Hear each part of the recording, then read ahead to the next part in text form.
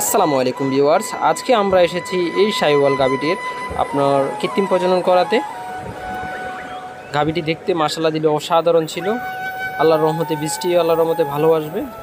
যে জাতের আপনার শাহিওয়াল জাতের গাভী সেহেতু আমরা শাহিওয়াল জাতের একটা সিমেন্ট দিয়ে তাকে কৃত্রিম প্রজনন করাবো। আপনার গরুকে কৃত্রিম প্রজনন কখন করাবেন? সেটি হচ্ছে যখন আপনার গরুটি হিটে আসার থেকে 12 থেকে 18 ঘন্টার ভিতরে কৃত্রিম প্রজনন করালে এটি হচ্ছে সর্বোত্তম সময়। তো যারা খামারি আছেন বা দেশি গরু 1-2টা পালেন, তারা অবশ্যই আপনাদের গরুকে 12 থেকে 18 ঘন্টার ভিতরে কৃত্রিম প্রজনন করান। দেশে দুধ ও মাংসের চাহিদা পূরণে আপনি নিজেও সামিল হন।